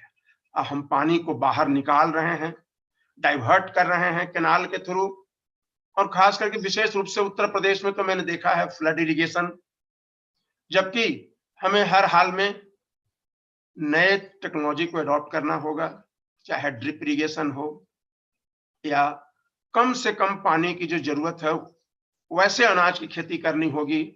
दलहन है, बाजरा है, ज्वार है, ये सब जो है इनमें पानी बहुत कम होता है और इसका भी डिमांड काफी बढ़ रहा है। इवन एक्सपोर्ट के लिए भी काफी स्कोप है। तो हमें इस तरह की खेती को प्रमोट करने के लिए कुछ मास्टर प्लान बनाना होगा कि जिसमें कम से कम पानी का इस्तेमाल हो इरिगेशन में, और वाटर इंटेंसिव एग्रीकल्चर को हम कम करें, इफेक्टिव जो हो उसको वाटर इफेक्टिव हो कि जिसमें कम से कम पानी लगे, उसको हमको प्रमोट करने की जरूरत है। और इसके लिए एक अलग से मास्टर प्लान बना करके जरूरत है कि इरिगेशन डिपार्टमेंट, एग्रीकल्चर डिपार्टमेंट के साथ में इस काम को किया जा सकता है। और ये भी साथ में मैं कहूंगा कि जो भी वैज्ञानिक काम कर रहे हैं, चाहे किसी भी नेचुरल सिस्टम पर कर रहे हैं, उन्हें पॉलिसी मेकर के साथ में भी इंटरैक्ट करना चाहिए। आप कुछ भी पेपर कहीं भी छापें साइंटिफिक जर्नल में, बहुत अच्छी बात है, लेकिन लोकल भाषा में भी आप अखबारों के माध्यम से, पत्र पत्रिकाओं के माध्यम से, रेडियो टेलीविजन के माध्यम से आप लोगों को अवेयर करें, तब कहीं आपका काम गवर्नमेंट की पॉलिसी में आ सकता है। क्योंकि जब तक हमारे पॉलिसी मेकर्स आपकी बातों को समझेंगे नहीं, और आपको उन्हें समझाने के लिए ऐसे भाषा का इस्तेमाल करना होगा जो वो समझ सकें, और आप अपनी बातों को लगातार जब इंटरैक्ट करेंगे और समझाएंगे, तब जाकर के कहीं वो सफलता मिलेगी। तो ये मेरा सलाह है वैज्ञानिक भाइयों के लिए, यंग लोगों के लिए भी, कि आप इस काम को करें। मैंने देखा कि खास करके डॉल्फिन के मामले में मीडिया का बहुत सपोर्ट मिला मुझे, अंतर्राष्ट्रीय और राष्ट्रीय स्तर पर भी, और उसका असर ये हुआ कि एक समय आ गया कि इसको नेशनल एक्वेटिक एनिमल का दर्जा दिलाने में काफी मदद मिला, क्योंकि जानकारी पहुंची थी पॉलिसी मेकर्स तक, प्राइम मिनिस्टर तक, प्रेसिडेंट ऑफ इंडिया तक। तो ये बात मैं कर रहा हूं कि अपने काम को सोसाइटी के लाभ के लिए भी हम रखें, केवल एकेडमिक इंटरेस्ट करना हो, और हमें लोकल स्तर पर भी इसको काफी अच्छे से प्रेजेंट करना होगा। मित्रों, इसी तरह के छोटी सी नाव पर मैंने पूरे 35 वर्षों तक लगभग मैं गंगा में घूमता रहा हूं, और पूरी गंगा को देखने का सौभाग्य मिला है, गंगा सागर तक जाने का मौका मिला है। और उस अनुभव के आधार पर ही मैं आज अपना ये प्रेजेंटेशन आप लोगों के साथ शेयर कर रहा हूं। अगर मैं अब आ जाता हूं थोड़े से थ्योरेटिकल पार्ट पर भी, फिर कि इकोसिस्टम का हेल्थ क्या है, हम किसको कहेंगे कि हेल्थ है क्या ये। तो जैसा मैंने कहा कि रिवर जो है 3 डायमेंशनल डायनेमिक सिस्टम है, जिसमें कि लॉन्गिट्यूडनल, लैटरल, वर्टिकल ट्रांसफर है। अब देखें कि गौमुख से लेकर के और गंगा सागर तक गंगा बिल्कुल लॉन्गिट्यूडनली जुड़ी हुई है। लैटरल कनेक्टिविटी फ्लड में बनता है। वर्टिकल जब राइज करता है तो वर्टिकल ट्रांसफर होता है मटेरियल का, एनर्जी का और बायोटा का। और हमेशा हम लैंडस्केप की बात तो करते हैं, लेकिन रिवर स्केप की चर्चा बहुत ही कम होती है। और तब स्थिति बनती है कि हम रिवर स्केप में इन्वेट करते जाते हैं और हर जगह अपना बसावट, घर मकान बनाते जाते हैं, चाहे शहर के आसपास हो, गांव के आसपास हो। इसकी स्थिति ये होती है कि नदियों के साथ हम छेड़खानी करते जा रहे हैं, तो उसके जो बेसिक कंपोनेंट्स हैं वो सारे कंपोनेंट आपस में एक दूसरे से इंटरैक्ट करते हैं। और हम जब डिस्टर्ब करते हैं तो नेचुरली हमारे रिवर इकोसिस्टम का जो हेल्थ है वो डिग्रेड तो होगा ही होगा। रिवर मॉर्फोलॉजी की चर्चा में अभी टाइम ज्यादा हो रहा है, ज्यादा नहीं करूंगा। यहाँ आपको मैं ये दिखा रहा हूं कि अलग अलग जगहों में आप देखेंगे कि अलग अलग मछलियों को, अलग अलग जानवरों के लिए अलग तरह के हैबिटेट चाहिए, अलग अलग सबस्ट्रेट चाहिए। हिमालयन क्षेत्र में हरिद्वार के पास में आप देखें वहां स्टोन भी चाहिए, बोल्डर भी चाहिए। लेकिन जैसे जैसे हम नीचे की ओर जाते हैं वहां बहुत ही सॉफ्ट सॉइल और ऑर्गेनिक लैडन मटेरियल चाहिए इनके लिए। तो अलग अलग क्षेत्रों में अलग अलग तरह के, इसलिए यूनिफॉर्म तो कोई पॉलिसी एक हम बना करके तय नहीं कर सकते हैं इसको। और फ्लो रेजिम में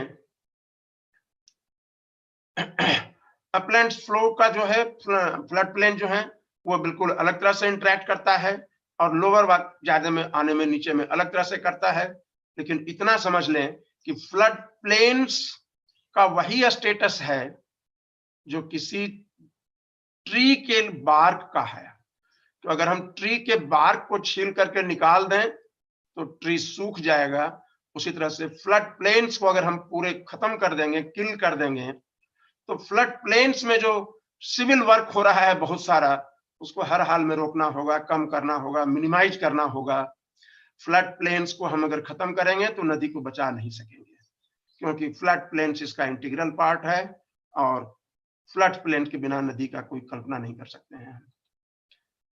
चलिए इसे भी मैं, अब हेल्थ की जब बात करते हैं तो इकोसिस्टम हेल्थ वही है कि physical, chemical, biological and functional integrity. तो interaction with ecosystem in catchment में भी सीन एज सोशल इंटरेक्शन, क्योंकि जब कैचमेंट एरिया से इंटरेक्शन नहीं होगा नदी का तो सोशल इंटरेक्शन भी नहीं होगा। तो जिस तरह से हमारे लिए सोशल इंटरेक्शन जरूरी है, नदी के लिए भी सोशल इंटरेक्शन जरूरत है। और अगर हमें नदी के इकोसिस्टम्स का गुड सर्विसेज लेना है तो फिजिकल, केमिकल, बायोलॉजिकल और फंक्शनल इंटीग्रिटी को हर हाल में मेंटेन करने का प्रयास करते रहना पड़ेगा।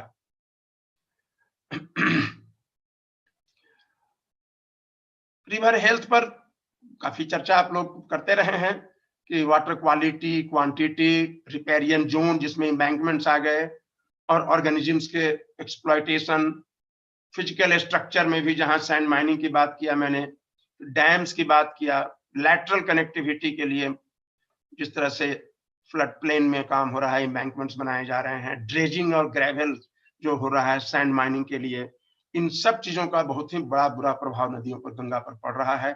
इसलिए ये एम्बैंकमेंट्स या डाइवर्सन या सैंड माइनिंग, ये सारे के सारे दुश्मन हैं।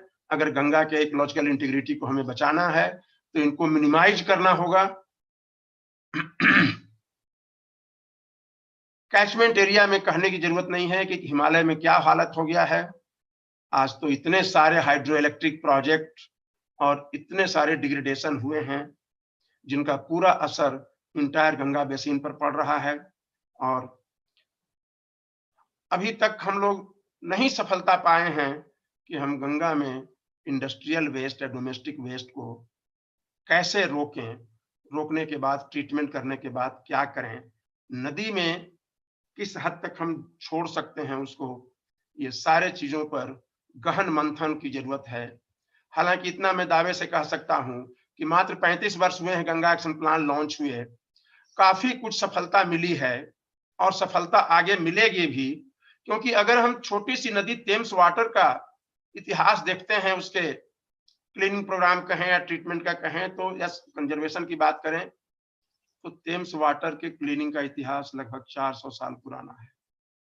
हम तो अभी 35 वर्ष ही हुआ है मुझे, और इतनी बड़ी आबादी है अपने देश में। इसलिए मैं कभी भी हतोत्साहित नहीं होता हूं, मैं पॉजिटिव सोचता हूं कि सफलता मिली है, सफलता मिलेगी, जरूरत है लगातार काम करते रहने की।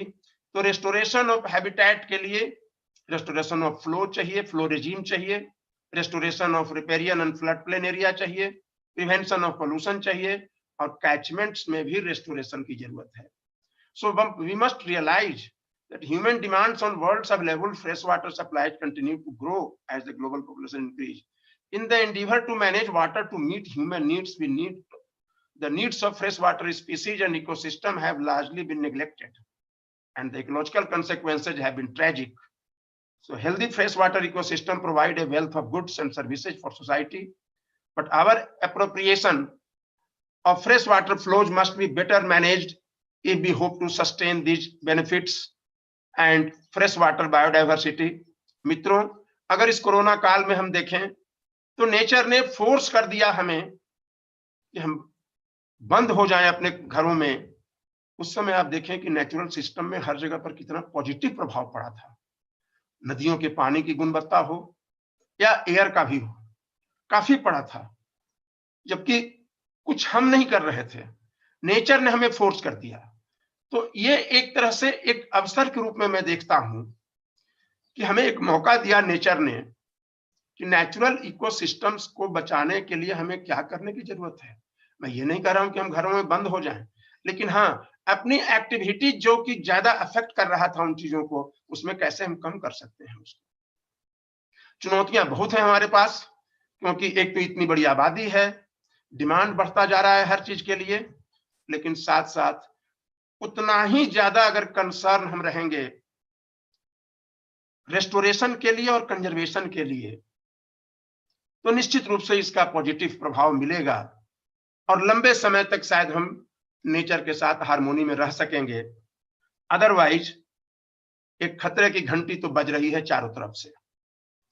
सो रेस्टोरेशन इकोलॉजी की बात मैं वहीं पर आ जाता हूं, इसके बाद मैं खत्म करूंगा कि restoration of degraded and damaged ecosystem by human interference. So one of the basic assumptions of restoration ecology is that most environmental damage is reversible, but this optimism must be balanced by a second assumption that communities are not infinitely resilient.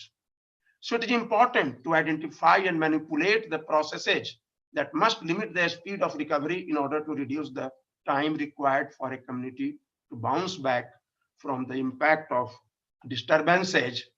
And the key to restoration ecology is to consider alternative ways of accomplishing goals and to learn from mistakes as well as successes.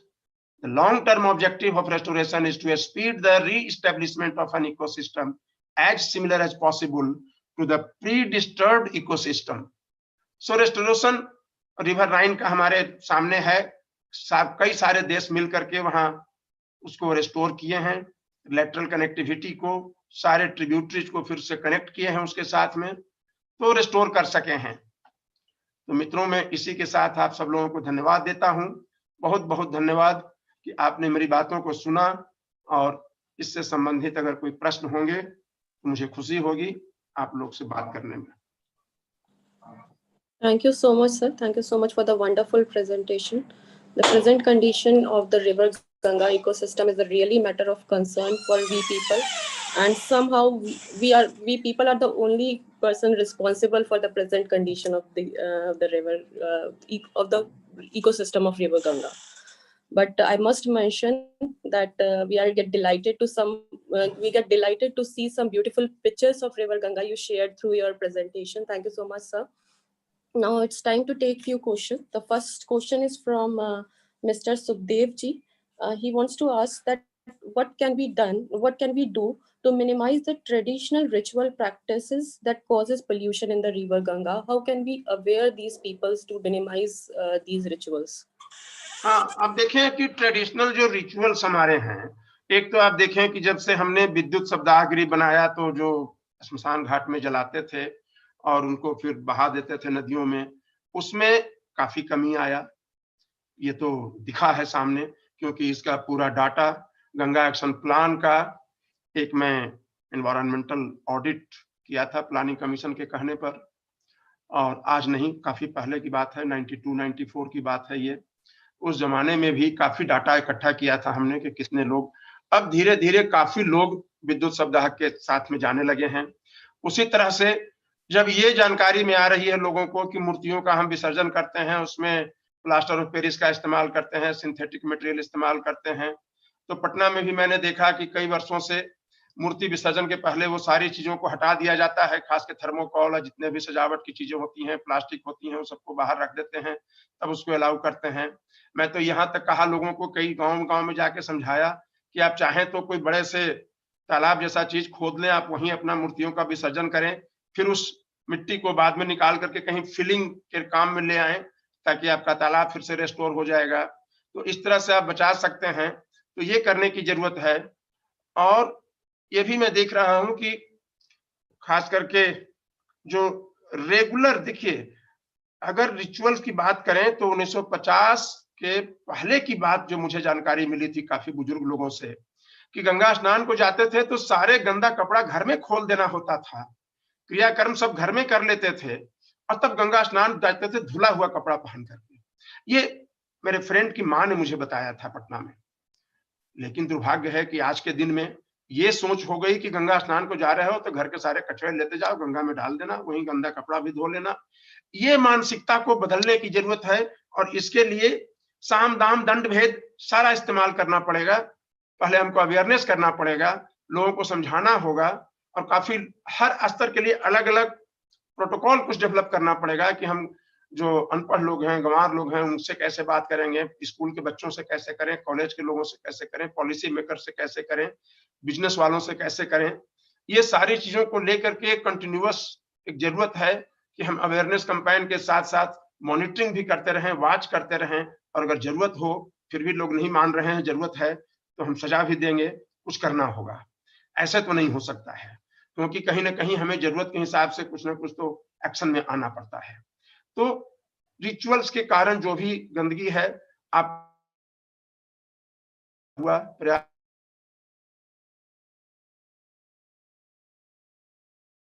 है, और हम चाहें तो सरकार भी, सरकार कौन है, सरकार हम लोग खुद सरकार हैं, तो हमें अपने डे टू डे लाइफ में भी इस बात को हमेशा ध्यान रखना पड़ेगा कि नदी को हम कहीं गंदा तो नहीं कर रहे हैं। क्योंकि देखिए कि नदियों के किनारे जब शौचालय बने हैं तो काफी हद तक अब ओपन डिफिकेशन बंद हुआ है नदी किनारे, ये मैंने महसूस किया है, कई जगहों पर महसूस किया है। उसी तरह से जहां नदी के किनारे फ्लड प्लेन में ऐसे ही इतना उपजाऊ मिट्टी है, पेस्टिसाइड डालने की क्या जरूरत है, खाद डालने की क्या जरूरत है, लोगों को थोड़ा किसानों के साथ में इंटरेक्ट करके बताना पड़ेगा। कृषि विभाग वाले भी लोग जुड़ सकते हैं, एनजीओ भी काम कर सकते हैं इस फील्ड में, कि उनको अगर देख लें कि भाई एक साल आप करके तो देख लो कि बिना खाद के अगर उपजाते हो तो कितना उपजता है, खाद डालते हो तो कितना उपजता है, कंपेयर कर लो, फिर अगले साल देखना कि कितना खर्च हुआ तुमको खाद में और पेस्टिसाइड में। तो इस तरह से फिर जहरीले चीज से भी बचेंगे हम। तो हमें इन चीजों को करना पड़ेगा, लोगों के सामने डेमोन्स्ट्रेट करके उनको दिखाना पड़ेगा कि देखिए ये फायदा है, आप ऐसे करेंगे तो शायद लाभ मिलेगा। तो मैं समझता हूं कि इस तरह से ट्रेडिशनल जो भी हमारे सोर्सेज हैं उनको टैप करके हमें बंद करना पड़ेगा, क्योंकि कोई और उपाय नहीं है इसमें। और इसमें बहुत खर्च भी नहीं है, इसमें बहुत खर्च नहीं है, ये भी मैं कह रहा हूँ कि जो भी मैं उपाय बता रहा हूँ उसमें कोई बहुत खर्च नहीं है। Sure, sir. One day definitely we all come to understand that these are the easy steps through which we can preserve our natural ecosystems. Yes. So the next question is from SK Manji. He wants to ask that what are the major factors that leads to the extinction of dolphins, and how can we preserve them? What steps we can take to preserve our dolphins? हाँ ठीक है, मैं बता रहा हूँ। अगर जरूरत होगी तो बाद में कभी लेक्चर के लिए भी आप कहेंगे तो मैं डॉल्फिन कंजर्वेशन का एक अलग से पूरा डिटेल लेक्चर दे दूंगा, लेकिन आज मैं बता देता हूं कि डॉल्फिन पर जो खतरा है वो खतरा दो तरह से है। एक तो हैबिटेट डिग्रेडेशन का खतरा है और दूसरा एक्सप्लॉयटेशन का खतरा है। शिकार डॉल्फिन का लोग करते थे, बड़े खुलेआम करते थे, जबकि आप ये देखें कि डॉल्फिन को वाइल्ड लाइफ प्रोटेक्शन एक्ट 1972 के तहत शेड्यूल 1 में इसको इंक्लूड किया गया 1972 में। जब मैं 1980 में काम शुरू किया गंगा पर, तब मुझे महसूस हुआ कि इसकी तो जानकारी ही किसी को नहीं है कि गंगा में डॉल्फिन भी है। लोग सोंस जानते थे, और जो नदी में रहने वाले सारे जीव जंतु को लोग मछली समझ लेते हैं, तो सोंस मछली, मीडिया वाले आज भी कहीं कहीं लिख देते हैं सोंस मछली, तो वो मछली तो है नहीं, स्तनधारी जीव है। तो एक तो इसको लीगल प्रोटेक्शन तो मिला, लेकिन जब कस्टोडियन ऑफ लॉ हैं, उन्होंने तो कभी एक्ट किया ही नहीं इस काम के लिए। एक्शन की जरूरत थी कि उसको अवेयर करते लोगों को। काफी अवेयरनेस किया है हम लोगों ने 35-40 वर्षों तक, बिहार से आसाम तक जा करके, मछुआरों के बीच में स्पेशली, क्योंकि फिशरमैन वही किलर हैं, दूसरे कोई किलर उसमें नहीं है ज्यादा। हाँ, अब चिंता जरूर होती है कि कभी मैकेनाइज्ड बोट से भी एक आध बार देखा है हमने हिट करके मरते हुए, फोटोग्राफ्स है मेरे पास में, स्पेसिमेन है। तो उसके लिए भी हमने inland waterways authority of India के साथ भी एक दिन की पूरी मीटिंग हुई थी मेरी, और मैंने उन्हें सलाह दिया था कि क्या क्या करने की जरूरत है। तो एक तरफ तो एक्सप्लॉयटेशन की बात है, उसमें रुका है, और जब हमने ऑल्टरनेटिव ऑफ डॉल्फिन ऑयल, चूंकि डॉल्फिन के तेल मछली मारने के काम में लाते हैं, वो एज ए बेट, चारा के रूप में इस्तेमाल करते हैं। IUCN ने इस बात के लिए कॉल दिया था, सिटेशियन स्पेशलिस्ट ग्रुप ने, और मैंने 98 में ही खोजा था, बाद में आके 2003 साल तक फील्ड ट्रायल करने के बाद 2002 में पेपर पब्लिश किया, और उसके बाद एक्सटेंशन प्रोग्राम अंडरटेक किया, जिसमें बिहार से आसाम तक जाकर के मछुआरों को, फिर मछुआरों की कई टोली आकर के ट्रेनिंग लिया हमारे यहाँ पटना यूनिवर्सिटी की हमारी लेबोरेटरी में। और वो मछुआरे फिर बाद में उनका आया स्टेटमेंट, हिंदू अखबार में मैंने दिल्ली में देखा था, बड़ा सा न्यूज, जो कह रहे हैं कि हम 2000-2500 रुपया प्रतिदिन कमा लेते हैं बिना डॉल्फिन को मारे हुए, क्योंकि अल्टरनेटिव जो डॉल्फिन का तेल हमें अपने बना लेता हूं, क्योंकि उसके लिए कहीं खरीदना नहीं था उनको, मैंने फिश स्क्रैप से बनाया था, जो कि उनके वैल्यू एडिशन हुआ उनके मछलियों में ही, और वो खुद नदी में बना लेते हैं। तो इस तरह से काम करने से, और दूसरा है जो हैबिटेट की बात किया मैंने, तो सबसे बड़ा जो कॉन्स्टेंट्स है वो है फ्लो। फ्लो में कमी होगा, डॉल्फिन रहेगी कहाँ? जब नदी नहीं रहेगी तो डॉल्फिन कहाँ रहेगी? उसके बाद बैराज से भी असर पड़ा है, एम्बैंकमेंट से असर पड़ा है, सेडिमेंटेशन से असर पड़ा है, ये सारे जो हैं। और जब मैं पोल्यूशन की बात करता हूं, तो चूंकि dolphin is at the apex of food chain, उसके कारण उसके शरीर में चूंकि फैट भी बहुत ज्यादा है, 30% बॉडी वेट फैट है डॉल्फिन का, और उसमें ऑर्गेनोक्लोरीन पेस्टिसाइड्स की मात्रा बहुत तेजी से बढ़ते जा रही है, बहुत बढ़ गया है कंसंट्रेशन, मैंने बताया आपको, बायोमैग्निफिकेशन फैक्टर। लेकिन ये नहीं जानकारी हम लोगों को है कि कौन कौन सी बीमारियां डॉल्फिन को हो रही हैं उसके चलते, क्योंकि वेट के पास में उसमें कैंसर देखा गया है पेस्टिसाइड के कारण से। मैं उम्मीद करता हूं कि शायद यहाँ भी कुछ न कुछ उस तरह की बीमारी हो रही होगी, लेकिन मैं चूंकि कैंसर स्पेशलिस्ट नहीं हूं, मुझे उसकी जानकारी नहीं है। मैं कई बार डॉक्टर से भी चाहा कि मिल करके लोगों से बात करें, लेकिन अभी तक तो सफलता नहीं मिली है। तो इस तरह की बीमारी कौन कौन से उसके हो सकते हैं, ये देखने की जरूरत है। तो हमें हैबिटेट जब सुधारेंगे तो ऑटोमेटिकली इसकी आबादी बढ़ेगी। और यही कारण था कि मैंने national Ganga river basin authority की पहली मीटिंग में 5 अक्टूबर 2009 को, माननीय प्राइम मिनिस्टर उस समय में मनमोहन सिंह साहब थे, उनके घर निवास पर मीटिंग हो रही थी, मैंने कहा था कि सर, टेम्स नदी में जब सालमन लौटा था 100 साल बाद, तो वर्ल्ड न्यूज बना था, सालमन हैज रिटर्न्ड। हमें धैर्य रखना होगा, काम करते जाना पड़ेगा, और इतना तय माने कि बीओडी, सीओडी और बैक्टीरिया ये आम आदमी नहीं जानता है।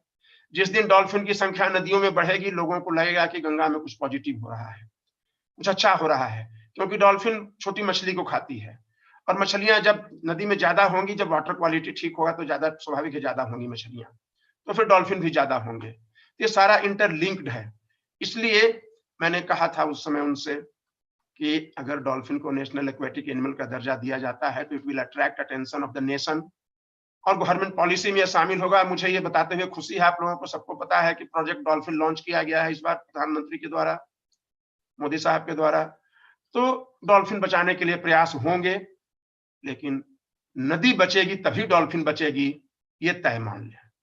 और उसके शिकार पर रोक लगाने का काम ये न केवल वाइल्ड लाइफ एक्ट कस्टोडियन जो फॉरेस्ट डिपार्टमेंट के लोग हैं उनके जिम्मे है, मैं तो कहता हूं कि आम आदमी और सब लोगों को जागृति आई है। मैं बता रहा हूं कि गंगा में डॉल्फिन का शिकार जब 2010 में कर रहा था एक मछुआरा, तो जो गर्मी के मई के महीने में स्ट्रीट अर्चिन जो बच्चे छोटे छोटे होते हैं गंगा किनारे खेल रहे थे, उन लोगों ने पत्थर मार मार के उन मछुआरों से उसके कैरकस को रिकवर किया और उनको पकड़ा। तो ये जानकारी अवेयरनेस आया है लोगों में। इस अवेयरनेस को बरकरार रखने के लिए काम करते रहना पड़ेगा लोगों को, अलग अलग हिस्से में काम।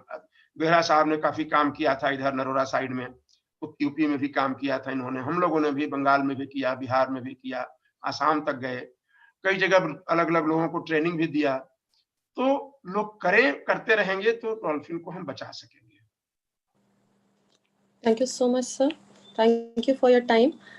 Now I would like to invite Sandeep Behra ji from senior consultant from NMCG to share his views on the topic. धन्यवाद। सिन्हा सर प्रणाम।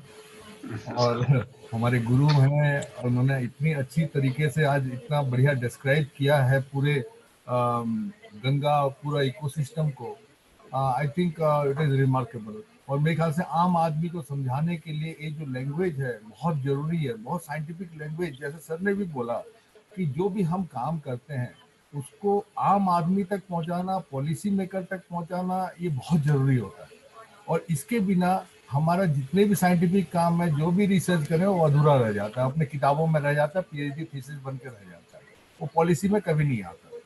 तो बेसिकली मैं आपको ये 6 चीजें बताना चाहता हूँ जो सिन्हा सर ने भी बताया है, उसको मैं एक थोड़ा सिंप्लीफाई कर दिया हूँ कि गंगा में यदि हम डॉल्फिन को बचाना है या कोई बायोडाइवर्सिटी को बचाना है, एक्वेटिक बायोडाइवर्सिटी को, तो हमें 6 ई के बारे में सोचना होगा। 6 ई, अल्फाबेट ई। एक है इकोलॉजी ऑफ रिवर हेल्थ, इसके ऊपर हमें ध्यान देनी होगी। उसका दूसरा है इकोलॉजिकल फ्लो, जिसको हमको मेंटेन करना होगा। तीसरा है एक्सप्लॉयटेशन ऑफ रिसोर्सेस, उसको रोकना होगा। चौथा है empathy of community towards conservation, ये बहुत जरूरी है। कोई भी काम हम करते हैं बिना कम्युनिटी का सपोर्ट से हम उसको नहीं सॉल्व कर सकते। और चौथा, 5वां ई है एजुकेशन एंड अवेयरनेस, जो कि बहुत लैकिंग है। उसके लिए बहुत सारी परेशानी होती है, लोगों को बिना जानकारी के सॉलिड वेस्ट लेके थ्रो कर देते हैं, गंगा को पोल्यूट कर दे रहे हैं, लेकिन वो कहते हैं कि नहीं ये सरकार का काम है, सरकार साफ करेगी, इसको सरकार करना है। लेकिन जो आम आदमी का जो अवेयरनेस है टुवर्ड्स कंजर्वेशन, उसके बारे में हमें बहुत इस बात को फैलाना होगा, प्रसार करना होगा, और मेनली स्कूल कॉलेज बच्चों को साथ लेके ये अवेयरनेस क्रिएट करना पड़ेगा। मछुआरों जो एक ऐसी कम्युनिटी है जिनकी जो पूरा अर्थ, जो उनका जो लाइवलीहुड, वो डिपेंड कर रहा है पूरे फिशिंग एक्टिविटी पे। और सबसे बड़ा इम्पोर्टेंट प्रॉब्लम वहाँ पे आ रही है कि हमारे जो फिशरमैन है जो नेट यूज कर रहे हैं, हमारी जो फिशिंग एक्ट, जो फिशरी एक्ट है कितनी पुरानी है, उसको भी हमने अभी तक चेंज नहीं कर पाए। हम उसको जो इम्प्लीमेंटेशन है, जो फिशिंग एक्टिविटी को रोकने के लिए, जो इलीगल फिशिंग एक्टिविटी आप कह सकते हैं, जो कि एक्चुअली एक्ट के द्वारा नहीं पास है, उसको हमको रोकने के लिए बहुत एक बड़ा स्टेप लेना पड़ेगा। और लास्ट वाला है exchange of research and knowledge. ये 6 ई को लेके यदि हम चलते हैं तो मेरे ख्याल से कोई भी एक रिवर कंजर्वेशन या एक एक्वेटिक बायोडाइवर्सिटी कंजर्वेशन पे हम बढ़िया काम कर सकते हैं।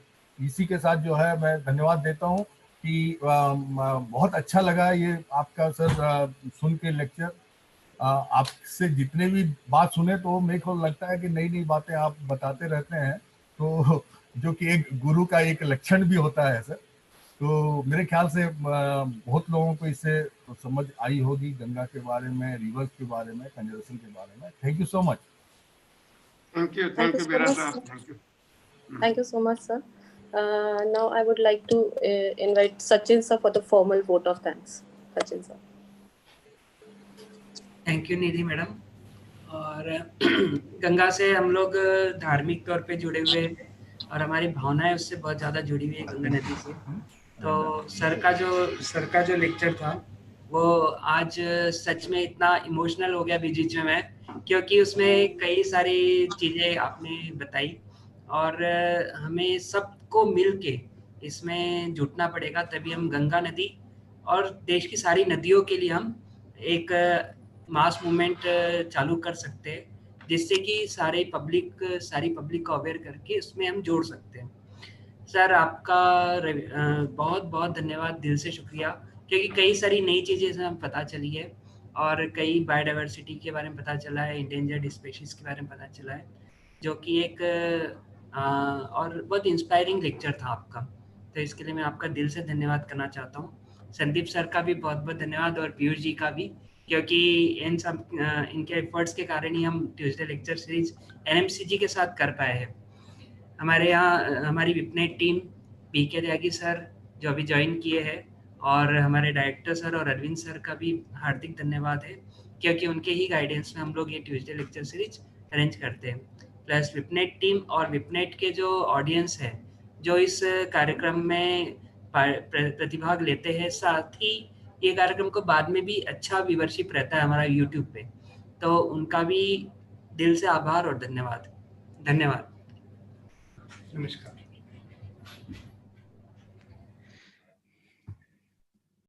ठीक है, तो अब विदाई का समय आ गया। अब हम लोग अलग हो